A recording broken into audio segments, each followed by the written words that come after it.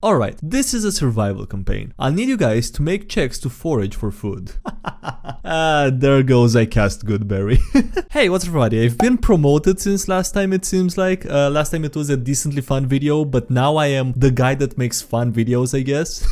Anyway, how are you guys doing? Hope you're having a wonderful day. Before jumping into the video, I want to kindly ask you to consider smashing the like video on the button because it only takes a moment and I appreciate it a lot, and thanks so much if you do that. And yeah, with that being said, I hope you enjoyed the video. The party gets ambushed by the big bad evil guy. It's a close battle. The big bad evil guy decides to retreat. Accidentally click PW kill. Jesus Christ, I had to Google it because that made me so confused, even though I've heard about that spell 1,000 times at this point. Accidentally click power word kill instead of word of recall, spoiling the final fight. They now fear the big bad evil guy again.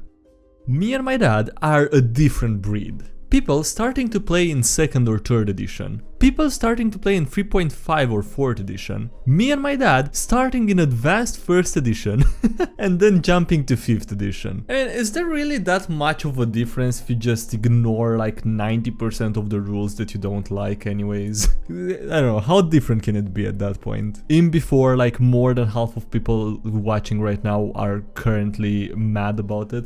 You can press the dislike button if you do, because it doesn't get shown anymore and it's still engagement, so I would appreciate it if you did. Or I wouldn't. If I say I wouldn't, that might make you do it more.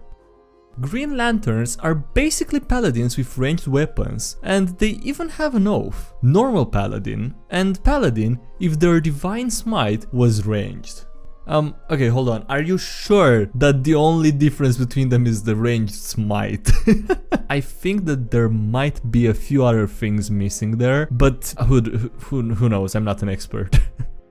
I present to you the cooler cultists. Monks make for great big bad evil guys. The philosophical nature of monks makes for great dialogue and even scenery. Their high mobility is flashy and intimidating, and same goes for their tricks like catching arrows, stunning players, or avoiding fireballs entirely. Things like Astral Self Monk or Long Death Monk can be even more intimidating and interesting by sheer looks. Lots of smaller attacks can look dangerous but are safer to control than damage spike attacks of other classes, which makes DMing more pleasant in order to avoid TPKs. Also, unarmed combat is pleasant to describe due to the diversity of unarmed attacks. Monasteries can worship anything, which makes them great lairs and enemy spawns, quote unquote. And fights are flashy without using magic. Is this a hidden argument for the casters versus marshals thing?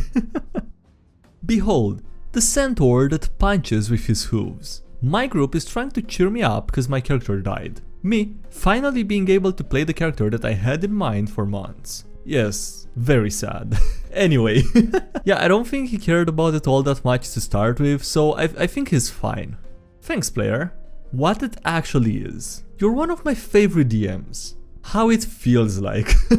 Jesus Christ. Also, I think it can go both ways. Like, you know, the players can also feel incredible getting told that from the DM. Especially like in a bigger party, I guess. Randomly encountered this dog outside my local library. I now fear that I'm an NPC and he is destined for greater quests than I will ever achieve. Okay, that is an adorable dog. That is an adorable dog. Is that dog cosplaying by any chance? He is, isn't he? Devils are evil? Who could have guessed? My lawful good fiend warlock and his patron telling him to burn down the orphanage. Don't forget why the economy is so skewed in Dungeons and Dragons. My, what deep purses of gold you have tonight, stranger. Being an adventurer sure seems like a lucrative and exciting way of life. I wish I had taken the chance to do so. Yes, lucrative and exciting. Jesus Christ, the more I'm looking at the second image, the more depressing it gets. I guess it's really sad when you consider, you know, just how many of those adventurers actually just end up dying rather early in their lives. POV. You are a cleric that just wants to deal damage. Bless and cure wounds, and then there's Guiding Bolt. I really hope I interpreted Undying Sentinel properly. Elves living for 750 years. Human druids living for 1,000 years. Elven druids living for 7,500 years. Oath of the Ancients paladins being freaking immortal. Jesus Christ. Are they? Oh wow, they do. Okay, so they have a feat? Is this a feat? I think it's a feat. Anyway, Undying Sentinel. And besides the fact that you basically cannot die if you're reduced to 0 hit points once per long rest, you suffer none of the drawbacks of old age and you can't be aged magically. You know, stated randomly, additionally like that. Like that's not the main thing of this feat. But I was just being dramatic. And your hands are deadly weapons. Give me 1d6 plus 6. When the monk slaps an NPC for being rude and the DM makes them roll damage. Come on, I don't think that's fair. Like, you know, if you're a monk and you just want to slap someone without the intent of actually killing them and being malicious, I'm pretty sure you can just do that. I don't know if you remember, but this reminds me of that story of a DM that made a player that wanted to just throw a child playfully in the air roll for strength. They rolled really high and let's just say bad things happened to the kid, if I remember correctly. I mean, what the f is this? I mean, I'm getting that these are probably just jokes, but it just makes me sad thinking that someone might, you know, actually do this. The 80s were wild. My mom's friend telling me that playing D&D will make me worship Satan. Me waiting to tell her that I worship Cthulhu instead. Well, okay, but what is Cthulhu if not just another form of Satan, you know? Creative spite. I'm currently crafting a setting where it is impossible for parents to die before their child reaches 30. This has led to some interesting problems for folks who don't have children or keep having children so they can have immortality. In truth, I just hate dead parent backstories. You could just ban those from your part. I mean, you know, talk to your party beforehand and not allow them to do that. But that is a very interesting workaround. Just being able to keep having children and, you know, making sure that you stay immortal doing that. I'm pretty sure that would lead to a rather fast overpopulation problem, but anyway. Can't wait to change every single encounter that I had planned. Me designing the most overpowered magic item to break my campaign's balance with. Is that a sadistic DM? I can't really tell. How I DM my alignments. Some of you guys are just downright evil out there. The situation here is that a kid stole an apple. Lawful good. Here's some coin for the apple, just let the kid go. Neutral good. Come on, just let the kid go. Have some heart. Chaotic good. Hey kid, when I say run, you run. Lawful neutral. I'm sure the judge will be reasonable. True neutral. Let the guards handle it. It's for the best. Chaotic neutral. Bull is the merchant, which may or may not connect to saving the kid. Oh, I really like that. May or may not end up saving the kid by doing that. Hey, if it happens, it happens. And if it doesn't, oh well. Lawful evil. Kid deserves it for stealing / getting caught. Neutral evil. Not my kid, not my problem. Oh god, the chaotic evil one is killing me. Choppy, hands go offy. I feel bad for the kid. I really feel bad for the last one. For the kid in the last one. He spent 1,000 gold pieces and 8 hours just to watch a bug have an existential crisis for a few days. What a legend. Druid who cast Awaken on a fruit fly. And then there's Satan saying, well, I just want to say that I'm a huge fan. I'm never more frustrated and proud than when my players outsmart me. When your party has the weirdest, most convoluted plan to bypass your carefully planned encounter, but they are all so excited to do it. I'll allow it, that is cute.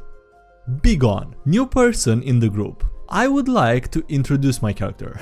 And I'm assuming that's the DM excited about his first words.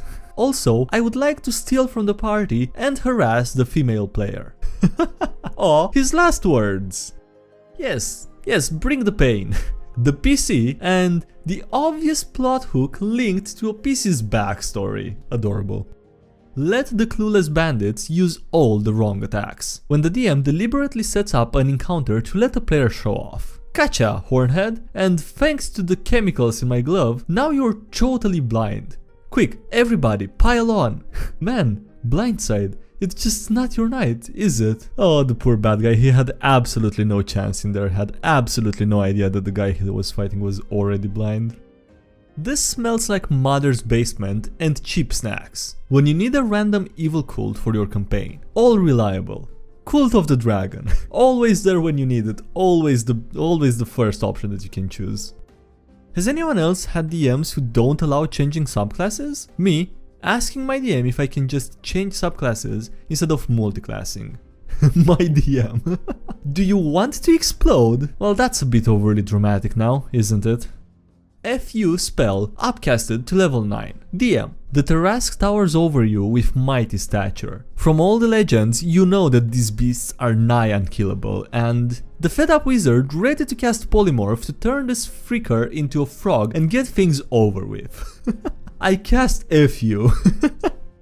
8d10 thunder damage incoming. Fire dragons using their breath weapons, and sapphire dragons using their breath weapons. Rule of cool implies that everyone at the table thinks that what you're doing is cool. Does it? I would like to argue against that, but anyway. When a player is trying to argue that they should be able to break the rules to do something obviously overpowered or broken. Come on, it's the rule of cool. And there's the DM with, I don't think what you're trying to do is cool. Well, yeah, it doesn't have to be everyone. It definitely has to be the DM though. The DM definitely needs to agree that it's cool. Stand against me and you are an oathbreaker. Not standing against you would make me an oathbreaker. When your god turns out to be a self-righteous douche, but it's 5th edition and the paladin's power comes from his oath, not his god. You don't have to follow orders when your leader's acting like a daft. Okay, unrelated kind of, I guess, but I swear that I don't see nearly anywhere else as many Helsing memes as I see on DnDMemes subreddit. I don't know why. I am trying, but it is hard to break the habit. Focusing on role-playing in D&D and my instincts as a strategy game min-maxer hasn't been a problem yet, but I'm reading through Out of the Abyss, thinking about running it one day, and I can just feel something like this coming. Alright, this is a survival campaign. I'll need you guys to make checks to forage for food. There goes I cast Goodberry. Oh man, I love that spell. Who needs food, or you know, paying for food, or finding food, or struggling in any shape, way or form for food when you just have Goodberry? I mean, it is such a nice spell to have. Alright, well, on that Goodberry note, that's gonna be it for this video. So thank you so much for watching. I hope you enjoyed it. Don't forget to smash the like video if you did, and subscribe for more if you haven't already, or dislike if you didn't, and feel free to leave a comment below if you have anything to add. Also, big thank you to everyone supporting the channel on Patreon. I really appreciate it, so thank you so much for the support given there as well as here on YouTube, so thank you again so much for that. Links below if you want to check those out, as well as links to the social media, Discord server, subreddit, anything else. And yeah, that's it. Thanks again for watching, and I'll see you next time. Have a great day, bye!